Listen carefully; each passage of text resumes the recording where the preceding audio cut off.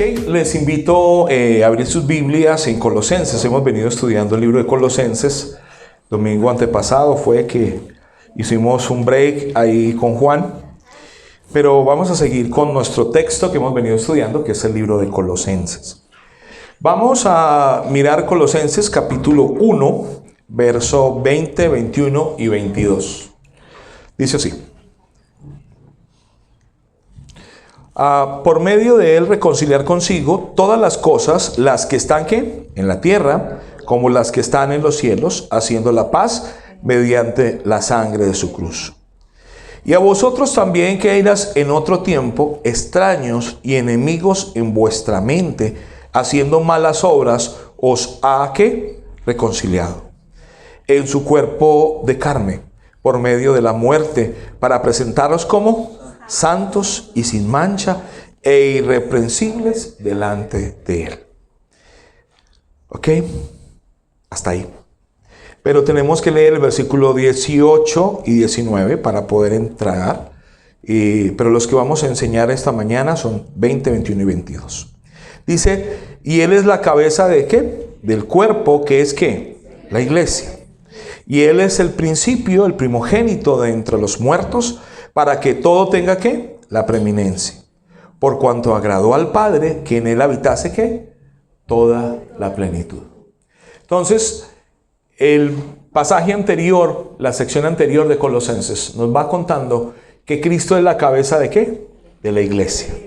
Y que como Él es la cabeza de la iglesia, Él es el primogénito entre los muertos, que Él alcanzó todas esas cosas que nosotros no podíamos alcanzar. Pues ahora va a hablar de qué es la iglesia, ¿verdad? Y para mí es muy interesante porque Pablo no funda esta iglesia. Pablo no funda la iglesia de Colosenses, la iglesia de Colosas. La iglesia de Colosas la funda Epafras, que es su discípulo de Pablo. Y es interesante que hasta cuando escribe esta carta, Pablo no ha ido a Colosenses. Pero Epafras va y le cuenta a Pablo todas las historias de lo que ha pasado con la iglesia. Y Pablo entonces escribe una carta para contarle a la iglesia quién es Cristo. Y si usted ve, la carta de Colosenses es muy rica en su concepto cristológico. Pero ahora vamos a mirar el versículo 20. Dice, por medio de él ¿qué? Reconciliar consigo ¿qué? Todas las cosas.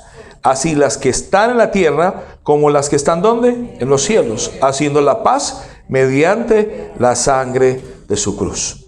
Señor, bendecimos tu palabra este día. Te pedimos, Señor, que tú nos ayudes a entender el concepto de la reconciliación primero, Señor. Ayúdanos a entender tu palabra y profundizar en lo que tú dices, Señor, para poder entender lo que debemos hacer. Te pedimos, Señor, que tú nos ayudes en el nombre del Padre, del Hijo y del Espíritu Santo. Amén. Bien, hoy vamos a hablar de reconciliación. Una cosa que nos falta hoy mucho del país, la reconciliación, ¿verdad? Pero cuando uno lee el versículo 20, dice, por medio de él, ¿qué? Reconciliar, ¿qué? Todas las cosas. Pues la palabra reconciliación entre nosotros se ha usado en diferentes ambientes, pero no sé si alcanza a definir el concepto que el texto bíblico quiere hacer. A ver, pensemos, por ejemplo, cuando una pareja se pelea uno con otros, ¿cierto? El esposo y la esposa pelean y después hacen las paces, ¿cómo se llama? Reconciliación. Entonces decimos, se reconciliaron, ¿verdad? Cuando el gobierno ha entrado en diálogos con la guerrilla, dice que se han ¿qué? Reconciliado. Pero eso no ha quedado como tan bien, ¿verdad? Cuando uno lee toda la historia, después uno dice, ¿sí se reconciliaron o no se reconciliaron? Entonces todos los procesos de paz que hacen en Colombia hablan ¿de qué?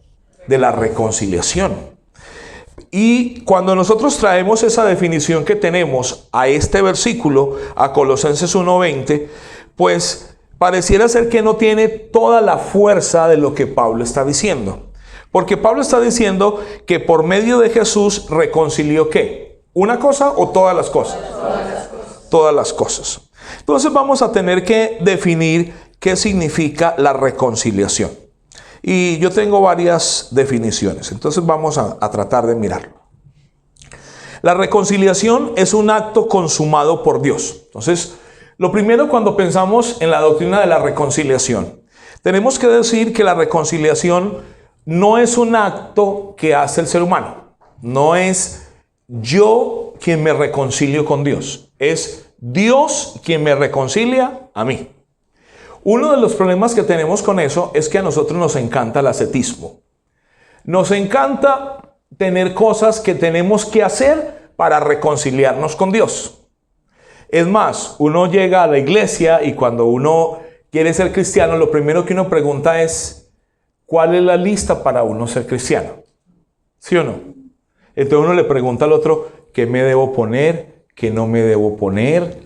¿Les ha pasado? Yo nací en una iglesia y en mi iglesia entonces cuando íbamos a hacer la alabanza decían cómo nos teníamos que vestir y cómo no nos teníamos que vestir. Después decía que teníamos que ir al ayuno y cuando no teníamos que ir al ayuno. Entonces yo tenía un montón de cosas que hacía para estar en ¿qué? En comunión con Dios. Porque decían que uno tiene que hacer el devocional, que uno tiene que leer la Biblia, que uno tiene que orar. Y entonces cuando yo estaba pequeño y yo nací en la iglesia desde muy chiquito y quise hacer de la alabanza, entonces dice, bueno, yo tengo que hacer el devocional, tengo que ir al ayuno, porque en mi iglesia decían que uno tenía que ir a ayunar una vez al mes. Entonces los sábados de 8 a 12 había que ir a ayunar.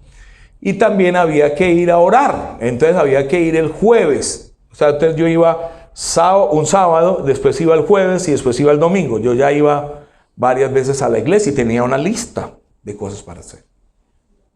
Entonces, pareciera ser que la reconciliación con Dios, cuando uno la analiza desde el ascetismo, es como cosas que yo hago, ¿para qué? Para que Dios esté reconciliado ¿con quién? Conmigo. Eso es como cuando uno está... como dicen los muchachos de hoy, cuando tu pareja te dice que tienes que hacer una lista, ¿para qué? Para poder que usted lo quieran en la casa, ¿verdad? Entonces tiene la lista y usted tiene que ir, ¿qué? Chuleando la lista. Pero ese no es el concepto de reconciliación de la Biblia. Porque si la reconciliación es un acto de Dios, o sea, fue Dios quien nos reconcilió a nosotros. Entonces, pastor, no hay que orar, no hay que ayunar, no hay que buscar al Señor, no hay que ir a la reunión virtual de... ¿A qué horas es? ¿A las 7? ¿A las 8? Sí, hay que hacer todas las cosas. Pero no pensando en que esas cosas me hacen ser un mejor cristiano. Es que esas cosas son inherentes a mi relación con Dios. ¿Yo por qué ayuno? ¿Porque quiero ser más santo? ¿O yo ayuno porque amo al Señor? Pónganle cuidado a este ejercicio. Por ejemplo, la Constitución colombiana dice que uno no puede pegarle a su esposa. ¿Sí o no?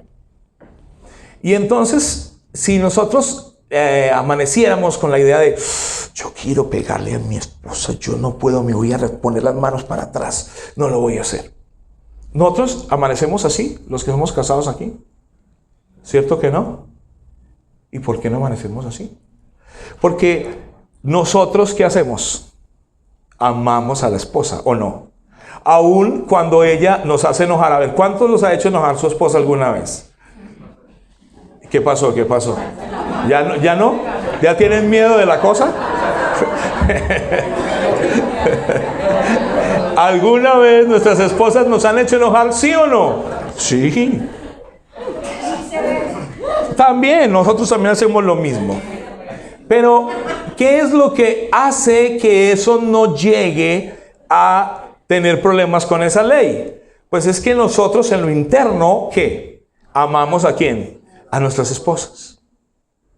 Pero sobre eso amamos también ¿a quién? Al Señor. Entonces cuando uno tiene un amor profundo por el Señor, aprende a amar ¿a quién? A su esposa, a su prójimo. Y entonces, como amo a mi esposa, pues yo no amanezco diciendo, ¿será que hoy sí cumplo la ley? ¿O será que hoy la embarro? No. ¿Cómo amanecemos? Contentos de la gracia que nos da el Señor de tener esposa y de tener familia.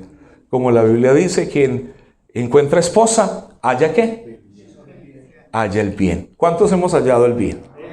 Amén.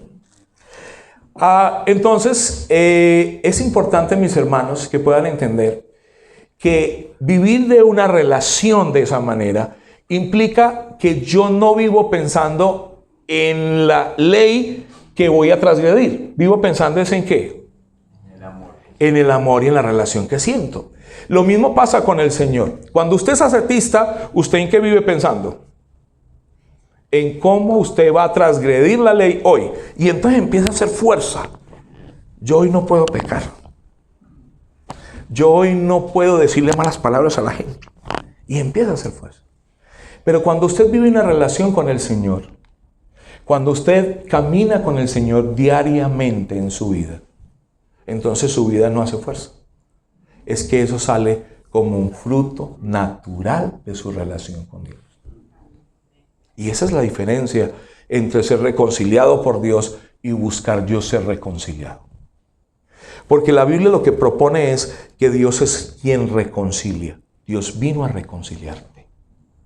Y entonces la vida cristiana emerge de esa relación tranquila y cotidiana que usted tiene con el Señor. Por eso Jesús dijo, mis mandamientos no son gravosos. Porque una de las cosas que hemos hecho con el ascetismo es hacer que la gente viva un evangelio gravoso. Y es más, le tenemos hasta la lista. ¿Sí o no? ¿Han visto las listas de lo que uno no tiene que hacer? Y de lo que sí tiene que hacer para ser cristiano. El problema es que la Biblia, aunque Pablo sí tiene listas, porque a Pablo le encantaban las listas. ¿Han visto la lista de Efesios 4:13? Pero Pablo no está sugiriendo que esas listas es lo que te hace cristiano. Pablo lo que sugiere es que cuando usted tiene una relación con Dios, esas listas van, los frutos del Espíritu de Dios emergen para ir en contra de ¿qué? De esas cosas. Porque recuerden que en sin mí nada que podéis hacer. Entonces la primera idea de la reconciliación es un Dios que te reconcilia a ti. El hombre es llevado a una actitud y a una posición de enemistad con Dios por el pecado, y ahora es llevado a una amistad con Dios mediante la obra realizada en la cruz. Para que esto se haga efectiva es necesario, por supuesto, que sea recibida por fe. Vamos a ver Romanos 5:10. Alguien que nos ayude, por favor, también con Corintios capítulo 5:20.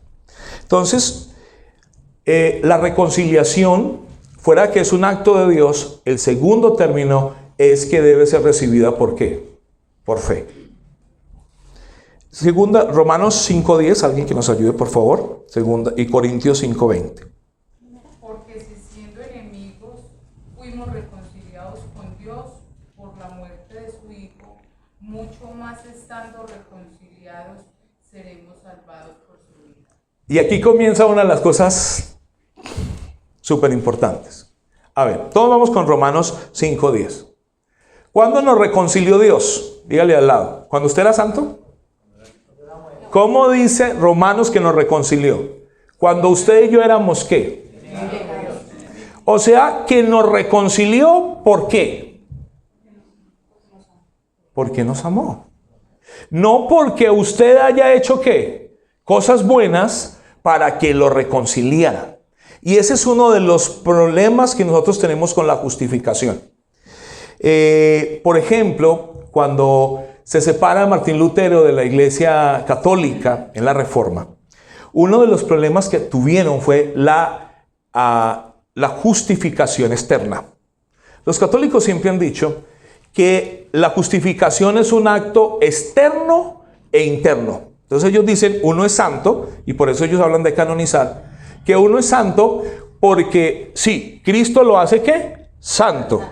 Pero tiene que haber algo en la vida de uno que lo haga ¿qué? Santo. O sea, que la justicia santificadora de Dios descansa ¿sobre qué? Sobre mi justicia. Pero eso no dice Pablo. Dice, no es por obras para que nadie se gloríe. O sea que la justificación no es un acto ¿qué? Que usted haga. Sino este versículo de Romanos 5:10 diría, usted tiene que hacer algo, un pedacito de justicia, ¿para que qué? ¿Para yo qué? Pero ¿cuándo nos reconcilió? Mire, lean 5:10. ¿Cuando éramos qué? Enemigos. ¿Éramos amigos de Dios y nos reconcilió por eso? No, éramos ¿qué? Enemigos. O sea, que el Señor nos reconcilia por la justicia externa. ¿Qué quiere decir eso? Martín Lutero decía que la justificación en el creyente no es por ningún acto interno. Es que tenemos una justicia imputada. O sea, Jesús murió en la cruz del Calvario y te hizo ¿qué? Justo a ti. Y usted va a decir, ay, y entonces, yo soy santo ¿por qué? Porque me senté a escuchar al pastor Juan Pablo. Porque vine a la iglesia. Tampoco. Porque Cristo murió en la cruz del Calvario. Te hizo santo. Pastor, pero si usted viera las porquerías que yo pienso. Y cuando yo me miro a mí mismo, ¿cómo me veo? Pecador. ¿Cómo es que Cristo me va a ver santo si yo me veo como pecador? Juan Calvino y Martín Lutero decían que subsisten dos naturalezas dentro del cristiano que ha sido justificado. Una naturaleza santa y una naturaleza pecaminosa. Porque el problema es que Cristo me declara que justo, pero ahora yo todavía soy y vivo en ¿qué? En una naturaleza caída. Pero entonces la fe cristiana y mi relación con Dios, como no puede ocurrir por algo que yo haga, porque es Cristo quien viene por su Espíritu Santo y nos renueva y nos transforma, lo que hace es que empieza a renovar tu corazón, porque un palo de naranjas no puede dar mangos. Para dar frutos mangos tiene que haber nacido como ¿qué? Como palo de mangos. Entonces lo que hace el Espíritu Santo cuando te transforma es que te hace nacer como ¿qué? Como una nueva criatura. Y ahora como usted está facultado para vivir en esa criatura, entonces usted ahora aprende a vivir en esa nueva creación. A eso es a lo que los reformadores llamaban santificación progresiva. Pero es a lo que Pablo dice, vosotros seréis presentados sin mancha cuando venga ¿quién? Recuerden que Pablo dice, el que comenzó la buena obra en vosotros, la perfeccionará ¿hasta dónde? ¿Quién la va a perfeccionar? Usted. Pero nosotros somos encantados en añadirle pedazos a la obra de Cristo. ¿O no? Uno dice, estoy muy pecador. Ahora me voy a la iglesia y ayuno 8 días. Porque después que yo ayune 8 días, ahora soy ¿qué? Santo. Y sale después de los 8 días de ayuno y vuelve y la embarra. ¿Por qué? Porque es que el poder de Cristo es lo que usted necesita, no las disciplinas espirituales. Ojo que la Edad Media creía eso y los monjes luchaban con sus instintos y su laxivia, flagelándose y dándose encima, porque pensaban que ahora sí iban a ser ¿qué? Santos. No. Es que la verdad, el verdadero concepto de santidad es que Cristo me hizo santo. Y yo lo que hago es que caigo de rodillas frente a su cruz y le digo, Señor, con esta cosa no soy capaz. Pero tu palabra dice que tú eres suficiente para acabar en la vida de toda persona el pecado. Porque Cristo vino a morir, ¿por qué? Por todos los pecados. ¿Quién fue el único que venció la tentación? Y miren, mis hermanos, es tan claro en los evangelios que pusieron la tentación de Jesús y fue una cosa que los discípulos no presenciaron. ¿O ustedes han leído en la tentación de Jesús que Jesús estaba con sus discípulos? No. O sea que la tentación de Jesús fue algo que Jesús ¿qué? le tuvo que contar a los evangelistas para que ellos, ¿qué?, lo documentaran. Entonces, esa documentación ocurre porque él lo que está diciendo es que los seres humanos con Adán y Eva enfrentaron la tentación. ¿Y qué pasó? ¿Ganaron o la perdieron? Y el de Adán a Eva para acá, ¿todos qué han hecho con la tentación? Perder. Pero Cristo es el único que ¿qué? Que la venció. Entonces, si Él es el único que la venció y Él es el único que venció en la condición de pecado, porque cuando vemos en el Antiguo Testamento y en el Nuevo, los dos bajo el mismo perfil, con una naturaleza santa y con una naturaleza santa, como Adán y Eva y Cristo, ellos que no habían conocido la naturaleza de pecado, enfrentaron la tentación y ¿qué pasó? Perdieron, cayeron. Pero Cristo la enfrentó y ¿qué? Y la venció. Ese es quien te reconcilió. Para enfrentar la tentación, tienes que estar pegado ¿a quién? A Cristo. No a los medios de gracia. Los medios de gracia son el ayuno, la oración, la lectura de la palabra. Pero los medios de gracia lo que hacen es revelarte una relación de amor con el Señor. Yo veo a nuestros hermanos cuando piensan en la reconciliación y van a orar. Y empiezan a orar con un sufrimiento. Pero ¿por qué orar tiene que ser un sufrimiento y una rutina? O ustedes vieron a Jesús orando en Juan 17 con una rutina con el Padre. Si la oración es un misterio para los seres humanos, la oración de Jesús con el Padre todavía es más misteriosa. ¿Y cómo oró Él? Dice, cuando los discípulos llegaron y dijeron, Señor, enséñanos a orar, levantó sus ojos a los cielos y ¿qué dijo? Padre nuestro que estás en los cielos. La oración fue una relación fluida, que él sabía dónde estaba y quién era su Padre. Pero la pregunta es, ¿por qué para nosotros la oración se vuelve una rutina cuando no es una rutina? La lectura del texto bíblico se vuelve una rutina. Debe ser una pasión. Cada vez que yo escucho personas o cada vez que escucho la palabra de Dios, yo digo, yo no había pensado eso de esa manera. Qué increíble. Pero no solo yo, hay un montón de gente que ha escrito libros enteros, tomos enteros sobre textos de la Escritura porque les apasiona leer el texto bíblico. Por lo tanto, los medios de gracia no deben ser esa turbación y esa aflicción, sino deben ser el deleite de una vida que sabe que Cristo lo justificó y que Cristo te perdonó en medio de tu angustia y tu pecado. Y eso hace que nosotros no veamos a los otros como pecadores. Porque una de las cosas cuando perdemos de vista el concepto de la reconciliación es que nosotros pensamos que cuando yo lucho por mí mismo, entonces veo a los otros como ¿qué? Que no están en mi mismo ¿qué? Nivel espiritual. Y hoy sí que me encanta hablar de dimensiones y niveles. Es que yo ya estoy llegando casi a ser Arcángel. Yo no sé dónde sacaron eso, pero yo todavía sigo siendo Juan Pablo Largo. Y yo creo que lo que me hace especial no es la dimensión ni el nivel.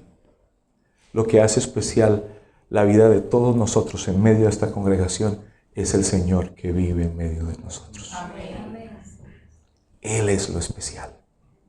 Él es lo maravilloso de nosotros. Ahora, entender ese concepto de la reconciliación también nos hace vivir una vida basada en la gracia de Dios. Y miren, nosotros hemos vivido una vida basada muchos años en mucha parte de la iglesia en tú haces y con el miedo de que nos vamos al infierno. ¿Sí o no? Yo nací en la iglesia y escuché por muchos años el mensaje de que si yo no me portaba bien me iba ¿para dónde? Al infierno. Pero eso no es el evangelio. El Señor vino a rescatarnos de lo que es una vida de pecado. Y esa vida de pecado propaga una vida infernal aquí y en la eternidad. El Señor vino a reconciliarnos con Él para que usted viva una vida de plenitud aquí y ¿dónde? Y en la eternidad. Porque miren, ¿qué dice Juan 17:3? ¿Y esta es qué? La vida eterna, que te conozcan ¿a quién? A ti. O sea, que la vida cristiana, ¿cuándo comienza? ¿Cuando nos morimos? No. Cuando conocemos al Señor. Y vivir una vida de gracia y vivir una vida de reconciliación es vivir una vida sabiendo que todos nosotros somos ¿qué? Reconciliados. Que nos escogió siendo enemigos. Que éramos enemigos, que no éramos dignos de que nos viera, pero a Él le plació vernos. ¿Y por qué? Como lo dice Juan 3:16, porque de tal manera nos amó. Él te vio así y te amó así. Y como te amó así, ahora usted debe vivir dichoso de que el Señor te ama. Y esa lucha incandescente a veces que tenemos en nuestra vida cristiana de sentirnos no amados, tiene que parar. Porque Dios te ama, porque aún en medio de tu miseria y de tu pecado, que te vio y te amó. Y ahora te ha dado sentido y propósito. Por eso Juan y los evangelios dicen, mis mandamientos no son gravosos. Vengan a mí todos los que están ¿qué? Que yo ¿qué? Y entonces, ¿por qué no vivimos un evangelio de descanso y de plenitud? Porque lo que Jesús está diciendo es que todos los que están en medio de su miseria tienen que venir al Señor, ¿para qué? Para descansar. Estar en medio de la reconciliación es entender que el Señor trajo descanso para nuestras almas. Y yo no sé si hay otro lugar donde uno experimentar paz y tranquilidad que no sea mirando al Señor. Que miren, Dios conoce todo de nosotros. Y como decían los reformadores, coram Deum, delante del rostro de Dios. Dios te ve tal y como eres. ¿Usted cree que hay algo que le podemos ocultar al Señor? ¿Ustedes creen que ve los pensamientos que ustedes tienen y que yo tengo? Y entonces, ¿para qué vamos con una oración religiosa diciéndole, Señor, tú que eres tan santo, tú que eres tan bello, y yo también que tengo que ser santo de alguna manera?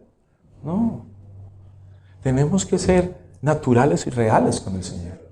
Señor, en esta cosa está difícil, no he podido, pero yo te amo, pero yo sé que tu palabra dice que tú eres quien triunfaste sobre el pecado. Yo quiero que tu victoria llegue a mi vida y yo pueda salir de esa condición. Entonces vivimos una vida de descanso. Pero 2 Corintios capítulo 5:20 habla también de esa expresión de la reconciliación.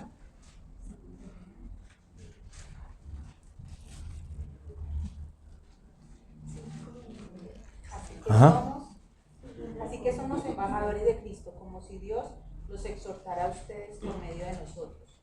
En nombre de Cristo les rogamos que se reconcilien con Dios. Muy bien. La primera idea de la reconciliación es que Él te ¿qué? Te reconcilió. Pero la segunda idea de la reconciliación es que Él te mandó ¿a qué? ¿Qué? ¿A qué nos mandó? Otra vez, 2 Corintios capítulo 5:20. Así que somos embajadores de Cristo, como si Dios los exhortara a ustedes por medio de nosotros. En nombre de Cristo les rogamos que se reconcilien con Dios. Entonces la segunda acción es ¿qué? ¿Yo qué? Y esa es la segunda actitud permanente del cristiano. Usted y yo vivimos todos los días ¿qué? Reconciliándonos con el Señor. ¿O ustedes creen que ya somos perfectos en acciones, perfectos en palabra, perfectos en hecho y no pecamos? ¿O necesitamos reconciliarnos todos los días con Él? ¿Sí? Tenemos que clamar todos los días a su sangre y a su gracia para que nos perdone. A veces a mí me preocupa porque vivimos un evangelio donde quiere tapar todas esas cosas. Y donde nosotros hemos aprendido a tener miedo de hablar de qué es las cosas que nos pasan. Pero Pablo está diciendo, por favor, hermanos, hagan una cosa. ¿O no? Fui yo. Hagan una cosa. Reconcíliense ¿con quién? Con Dios. Entonces, lo que debemos hacer es reconciliarnos. Ahora, la tarea fundamental de eso es entender que delante del Señor tenemos que ser honestos y también ser honestos ¿con quién? Con nuestros hermanos. Alguien decía que la iglesia es como si fuera un hospital. Vaya usted al médico y dígale, yo no estoy enfermo de eso. ¿Cuántos hemos ido y el médico nos dice, usted está enfermo? Y uno dice, oiga, yo no estoy enfermo. Yo me siento ¿qué? Muy bien. Entonces, ¿han visto al médico que se pone medio bravo con uno y dice, pero los exámenes dicen esto? Y uno ¿qué le dice? No. Y hasta que uno entra en crisis y dice sí. ¿Verdad? Pero hasta que usted no entiende cuál es su condición, usted no empieza ¿a qué? A reconocer y a buscar ayuda y a mejorarse. Por eso la reconciliación es un acto también que se refleja en la vida del creyente permanente. Mis hermanos, una persona que se reconcilia busca ayuda. Porque una iglesia que vive en reconciliación busca ayuda. Pablo dice que en medio de la iglesia, ¿qué hay que hacer? ¿Confesados qué? Los pecados unos a otros. ¿Y entonces a dónde vamos a ir a confesarnos los pecados? Pastor, es que no, yo no le confieso sino mis pecados ¿a quién? Y dice, ¿y tú que eres espiritual? Restaurarle ¿como qué? Como espiritual.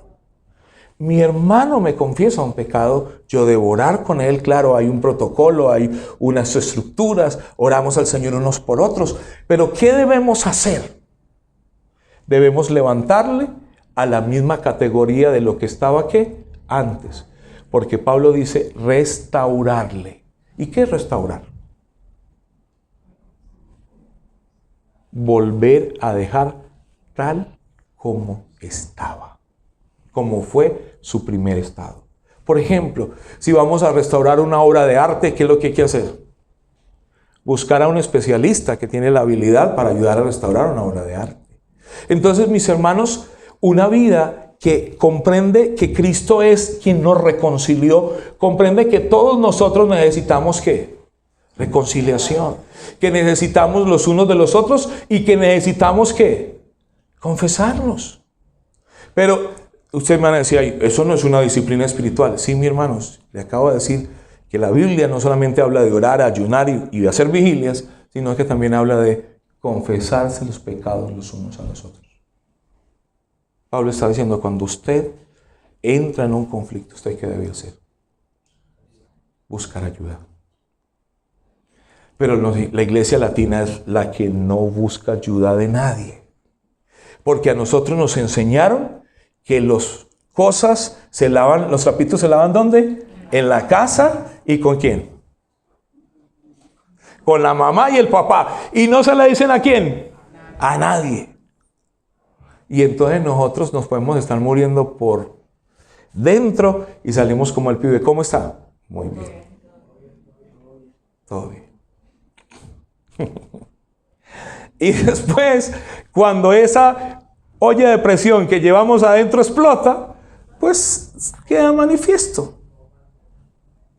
Mis hermanos, pero también deben entender que es parte normal de la iglesia. Porque una de las cosas que a mí me sorprende es que nosotros vivimos sorprendidos del pecado. ¿Por qué nos vamos a sorprender de eso? Si los seres humanos tienen una naturaleza ¿qué? caída y pecaminosa. ¿Los seres humanos pueden fallar y pueden pecar? Sí. Pero como vivimos en la reconciliación y yo soy quien reconcilio a mi hermano, ¿qué tengo que hacer con mi hermano? Reconciliarlo. Pues, ¿cómo es que nosotros, que somos hermanos, vemos que alguien está en problema y en una crisis y le decimos así, pues alivíese, a ver, yo estoy muy bien, yo estoy en la 8ª dimensión, como tú estás en la dimensión más bajita, alivíese usted, ve. Sí, eso no vimos a Jesús así. Jesús le dijeron que su mejor amigo estaba, ¿qué? Muerto, ¿se acuerdan? Y dice que él lloró. Y aún sabía que era para la gloria de Dios. Después discutimos con ese pasaje, pero es muy importante que ustedes entiendan, mis hermanos, que los que son nuestros hermanos y los que son de nosotros no les abandonamos porque son del camino con nosotros. Ahora, hay un límite también para eso. Y eso es lo que dice Mateo. Dice, si con uno o con 2 hermanos, ¿qué? Lo has traído ante esos testigos, lo has llamado y no pone atención, entonces ¿qué hay que hacer? Tenle como gentil y pagano. Porque nosotros debemos ser una comunidad que trabaja con el pecado y que ayuda con el pecado, porque Cristo vino ¿a qué? A reconciliarnos con eso. Hoy es aquel y mañana seremos nosotros. Y con la misma vara que juzguéis, con esa misma te van a juzgar. Tenemos que ser agentes de reconciliación. Y no se lo estoy diciendo, y yo quiero que usted lo entienda con todo el amor del caso, no lo estoy diciendo por esta iglesia, sino es que nosotros tenemos que ser agentes de reconciliación. ¿Dónde? En toda parte. Miren, si tu hijo cae, ¿qué vas a hacer? Es que usted se me va. Si tu alumno cae, no, es que usted es la peor porquería del mundo. No. Nosotros somos agentes ¿de qué? De reconciliación. ¿Y cómo nos tienen que ver a nosotros? Como agente reconciliador. La palabra reconciliación en la Biblia tiene 3 usos. 1, significa cambiar o canjear. Dice que es cambiar de enemistad a amistad. Romanos 11:15 plantea esa idea. Y vamos a leer Romanos 11:15, si alguien me ayuda, por favor.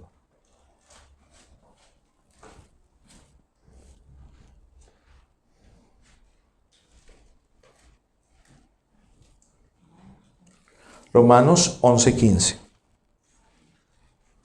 Pues si él, haberlos rechazado, dio como resultado la reconciliación entre Dios y el mundo, ¿no será su restitución una vuelta a la vida? Exacto, una vuelta, o sea, un cambio. La reconciliación implicó que antes éramos enemigos de Dios, ahora que somos amigos. La otra palabra por Pablo usada para hablar de la reconciliación está en Efesios 2:16.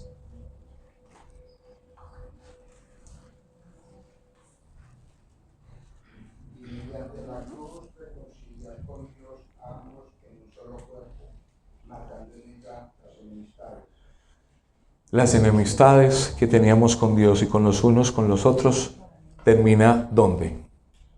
En la cruz.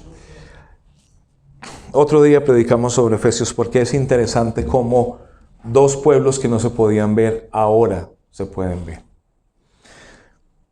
La Biblia y la fe cristiana y el desarrollo de la historia cristiana está llena de ejemplos que no podemos entender sino por medio de la reconciliación. Yo quiero contarles uno. Yo no sé si ustedes han visto el documental de Catalina Morgan, es una de las fundadoras del Evangelio en Pasto, Nariño, y a la que le debemos muchas de las iglesias ahí, que están ahí en Pasto. Catalina Morgan tenía 2 hijas y fue a fundar la iglesia en Pasto. Vino con su esposo de misiones. Y su esposo empezó a ir de Pasto hacia Puerto Asís, hacia Putumayo y toda esa zona que sale hacia el Ecuador, hacia toda la parte sur de Colombia. Y en una de esas entraron a un lugar, le dieron agua, el cura había dicho que no debían ir a ninguna de esas partes. Le dieron algo que él regresó y terminó muriendo por lo que tomó. Entonces, algunos aseveran que fue vidrio no sé qué, otros dicen que fue otro veneno. Al final todavía no se ha sabido qué fue lo que le hicieron. Pero él murió.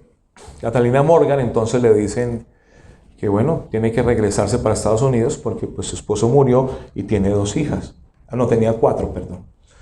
Cuando fue a la junta en Estados Unidos ella dijo no, a mi esposo y el Señor nos llamó a predicar el evangelio sobre ese valle. Y yo no me voy a regresar. Ella agarró sus 4 hijas y fue y se sembró en Pasto.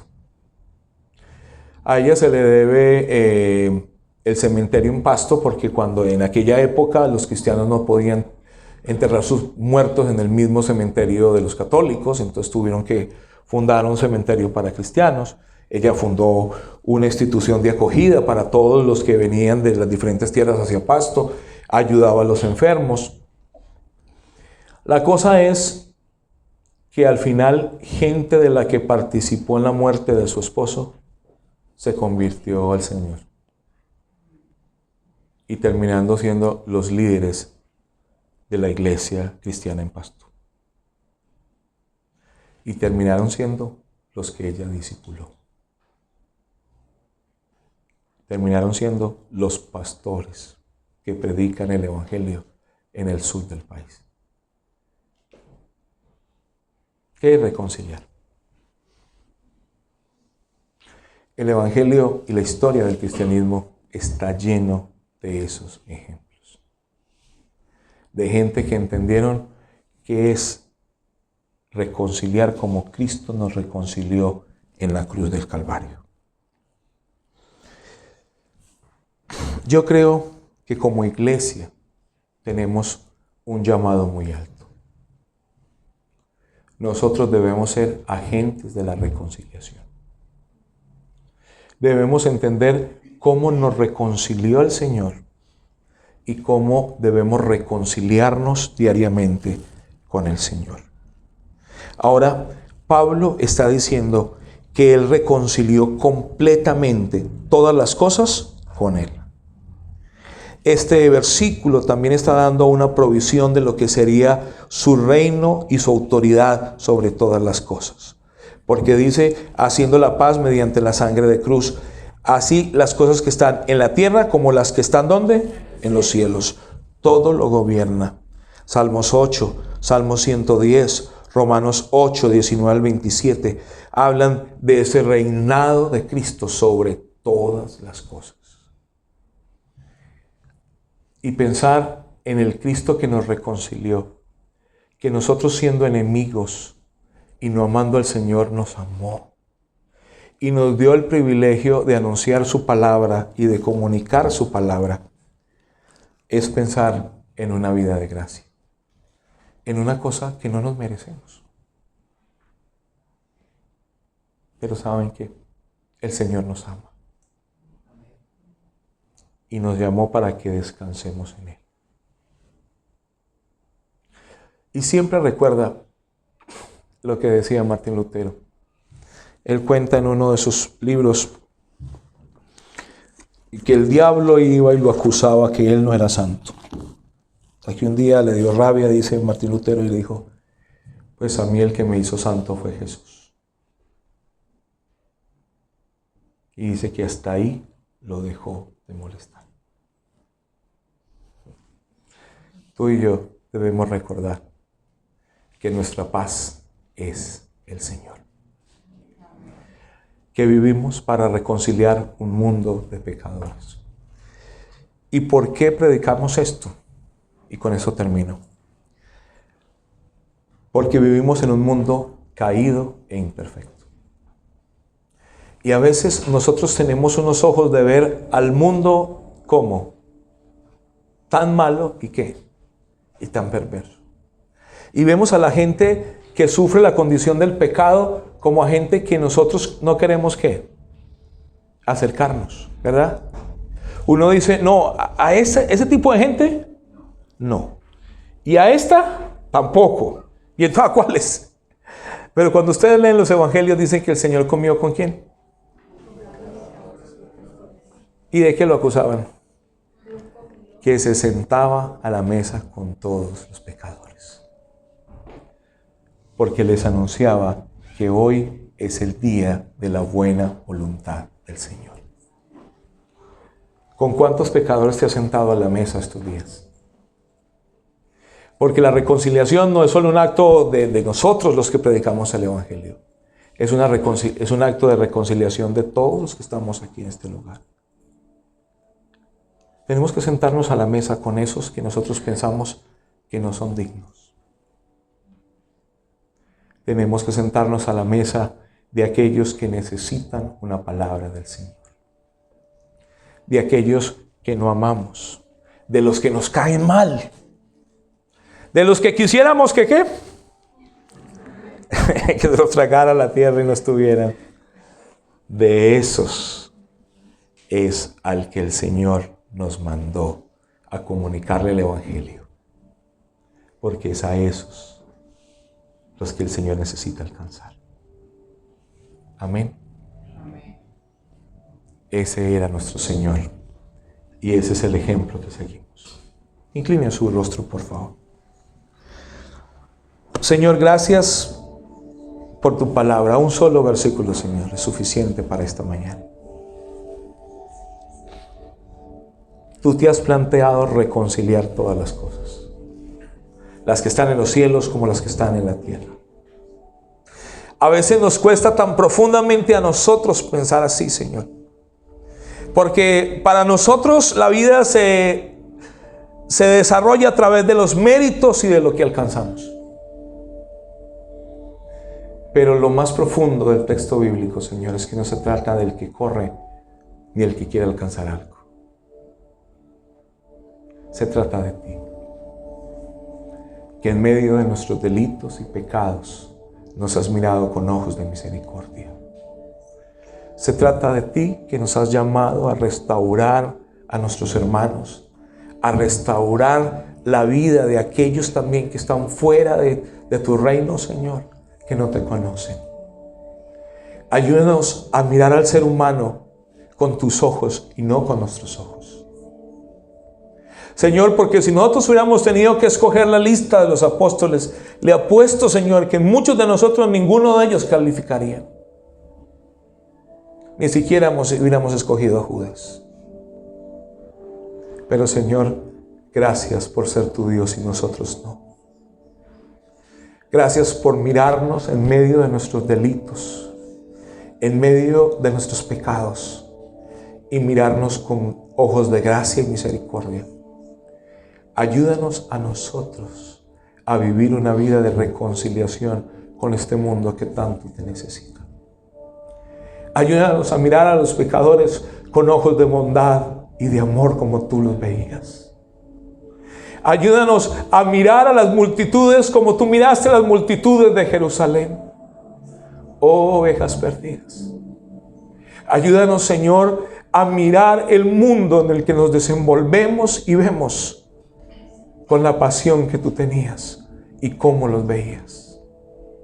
Señor, ayúdanos a ser agentes de tu reconciliación. Porque tú nos has reconciliado y por eso te podemos honrar a ti. Gracias, Señor. Te amamos y te bendecimos y te damos toda la gloria y toda la honra y toda la gracia para ti. Amén y amén.